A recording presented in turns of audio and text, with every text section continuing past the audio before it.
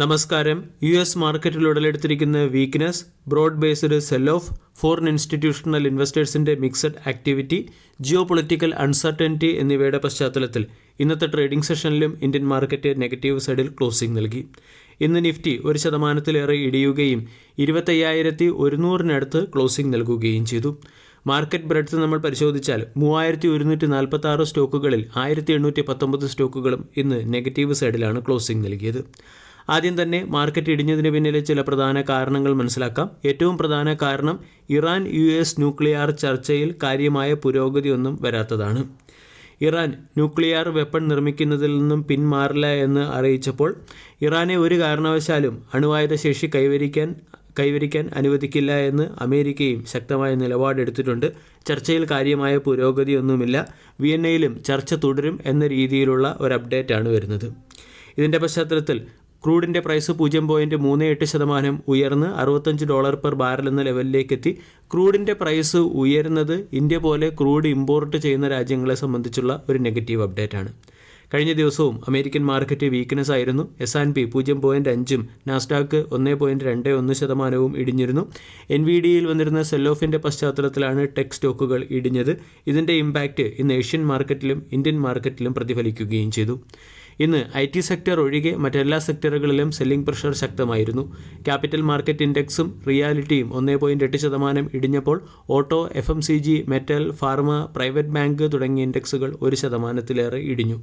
Foreign institutional investor ഇന്നും Indian മാർക്കറ്റിൽ net സെല്ലറായി തന്നെ തുടരുന്നു.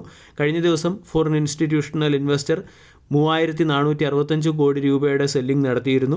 അതിനു മുൻപേ ബുധനാഴ്ച ഫോറിൻ ഇൻസ്റ്റിറ്റ്യൂഷണൽ ഇൻവെസ്റ്റർ 2,991 കോടി രൂപയുടെ ബൈയിങ് ആണ് നടത്തിയത്. ഇന്ന് ഏറ്റവും അധികം സെല്ലിംഗ് പ്രഷർ വന്നത് Bharti Airtel, doctor Reddy's laboratory, Grasim industries, IndiGo തുടങ്ങിയ സ്റ്റോക്കുകളിലാണ്. മാർക്കറ്റ് ഇന്ന് വീക്ക് പെർഫോമൻസ് നടത്തിയെങ്കിലും ഇന്ന് പുറത്തുവന്ന ഒരു പ്രധാന പോസിറ്റീവ് അപ്ഡേറ്റ് മാർക്കറ്റ് അവറിന് ശേഷം പുറത്തുവന്ന GDP ഡേറ്റയാണ്. ഒക്ടോബർ-ഡിസംബർ ക്വാർട്ടറിലെ GDP ഡേറ്റയാണ് ഇന്ന് പുറത്തു വന്നത്. എക്കോണമി 7.8% വളർച്ചയാണ് കൈവരിച്ചിരിക്കുന്നത്. ഇത് കഴിഞ്ഞ ക്വാർട്ടറുമായി താരതമ്യപ്പെടുത്തുമ്പോൾ ഇന്ത്യയുടെ GDP ഗ്രോത്ത് 8.4% നിന്നും 7.8% ഇടിഞ്ഞിട്ടുണ്ട്. പക്ഷേ 7.8% മാർക്കറ്റ് പ്രതീക്ഷിച്ചതിനേക്കാളും ഉയർന്ന രീതിയിലുള്ള ഒരു GDP ഗ്രോത്ത് ഡേറ്റയാണ്. 7.8% GDP ഗ്രോത്ത് ഡേറ്റ മെയിൻറ്റെയിൻ ചെയ്യുന്നതുകൊണ്ട് 2027 ഫിനാൻഷ്യൽ ഇയറിലെ അല്ലെങ്കിൽ എൻ്റയർ ഫിനാൻഷ്യൽ ഇയറിലെ GDP ഗ്രോത്ത് ഡേറ്റ 7.6% മാറിയേക്കും.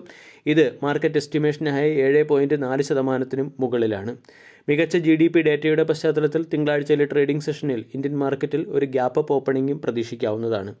ഇനി GDP ഡേറ്റ മികച്ചതായതിന് പിന്നിലെ പ്രധാന കാരണം മാനുഫാക്ചറിംഗ് ആൻഡ് സർവീസ് സെക്ടറിൻ്റെ സ്ട്രോങ് പെർഫോമൻസ് തന്നെയാണ്. Manufacturing and service sector 13% year on ഇയറിൽ ഉയരുകയും financial service, hotel, transport, financial service, trade തുടങ്ങിയ സെക്ടറുകൾ ഡീസൻറ്റ് പെർഫോമൻസ് കാഴ്ചവെക്കുകയും ചെയ്തു.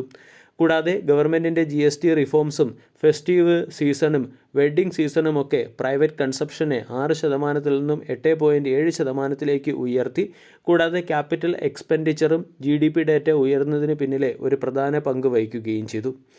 ഇനി സ്ട്രോങ് GDP ഡേറ്റയുടെ പശ്ചാത്തലത്തിൽ തിങ്കളാഴ്ചയിലെ ട്രേഡിംഗ് സെഷനിൽ ഒരു ഗ്യാപ്പ് അപ്പ് ഓപ്പണിങ്ങിൻ്റെ സാധ്യത തന്നെയാണ് നിഫ്റ്റി നൽകുന്നത്. ഇന്നത്തെ വീക്ക് മാർക്കറ്റിലും സ്ട്രോങ് പെർഫോമൻസ് കാഴ്ചവെച്ച ഒരു ആർട്ടിഫിഷ്യൽ ഇൻ്റലിജൻസ് സെക്ടറിലെ സ്റ്റോക്കാണ് അഫിൾ 3i എന്ന സ്റ്റോക്ക്. അഫിൾ 3i ഇന്ന് ഇൻട്രാഡേയിൽ 4% ഉയർന്നു. ക്വാർട്ടർലി റിസൾട്ടിൻ്റെ പശ്ചാത്തലത്തിലാണ് സ്റ്റോക്ക് ഡീസൻറ്റ് പെർഫോമൻസ് കാഴ്ചവെച്ചത്. കമ്പനിയുടെ റവന്യൂ ഇയർ ഓൺ ഇയറിൽ 19.2% വർദ്ധിച്ച് 718 കോടിയായി മാറി. എബിറ്റ 24.1% വർദ്ധിച്ച് 161 കോടിയായി മാറി. പ്രോഫിറ്റ് ആഫ്റ്റർ ടാക്സ് 11.6% വർദ്ധിച്ച് 119 കോടിയായി മാറുകയും ചെയ്തു. CPCU റവന്യൂ 714 കോടിയായി ഉയരുകയും ചെയ്തു. ഇന്ത്യയിൽ നിന്നും ഗ്ലോബൽ എമർജിംഗ് മാർക്കറ്റിൽ നിന്നുള്ള റവന്യൂവിൽ വർധനവ് ഉണ്ടായിട്ടുണ്ട്. 73.9% റവന്യൂ ഇന്ത്യയിൽ നിന്നാണ് കമ്പനി ജനറേറ്റ് ചെയ്യുന്നത്. കൂടാതെ ഡെവലപ്പിംഗ് മാർക്കറ്റിൽ നിന്നും 26.1% വളർച്ച കമ്പനി കൈവരിക്കുകയും ചെയ്തു. അഫിൾ 3യുടെ ക്വാർട്ടർലി റിസൾട്ട് മികച്ചതാണ്. കമ്പനിയുടെ എബിറ്റ മാർജിനും 22.7% ഉയർന്നിട്ടുണ്ട്. കഴിഞ്ഞ 9 മാസത്തെ കമ്പനിയുടെ പെർഫോമൻസ് നോക്കുകയാണെങ്കിൽ ടോട്ടൽ ക്യാഷ് ഫ്ലോ 75% വർദ്ധിച്ച് 254 കോടിയിലേക്ക് എത്തുകയും ചെയ്തു. അതേസമയം കമ്പനിയുടെ ഗ്രോത്ത് ട്രജക്ടറിയിൽ തന്നെ ചില ഒബ്സ്റ്റക്കിൾസ് ഉണ്ട്. അതിലേറ്റവും വലിയ obstacles real money gaming Indian ഗവൺമെൻറ്റിൻ്റെ റിയൽ മണി ഗെയിമിംഗ് റെഗുലേഷൻസ് ആണ്. ഇത് കമ്പനിയുടെ റവന്യൂ പെർഫോമൻസിനെ പ്രതികൂലമായി ബാധിച്ചിട്ടുണ്ട്.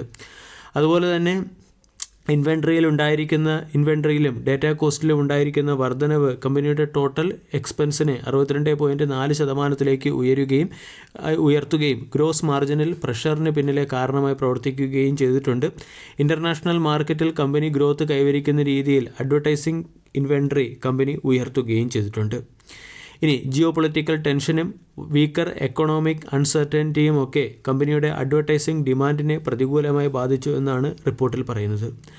ടെക്നിക്കൽ അനലിസ്റ്റ് നോക്കുകയാണെങ്കിൽ സ്റ്റോക്കിൽ ഒരു ബുള്ളിഷ് എൻഗൾഫിംഗ് രീതിയിലുള്ള ക്യാൻഡിൽ പാറ്റേൺ ആണ് വന്നിരിക്കുന്നത്. വരും സമയങ്ങളിൽ 1380 മുകളിൽ സ്റ്റോക്ക് സസ്റ്റെയിൻ ചെയ്താൽ 1450, 1500 തുടങ്ങിയ ലെവലുകളിലേക്ക് ഉയർന്നേക്കാം. 2000 രൂപയാണ് സ്റ്റോക്കിൻ്റെ ഓൾ ടൈം ഹൈ. അവിടെ നിന്നും ഡിസ്കൗണ്ടിൽ ലഭിക്കുന്ന സ്റ്റോക്കാണ്.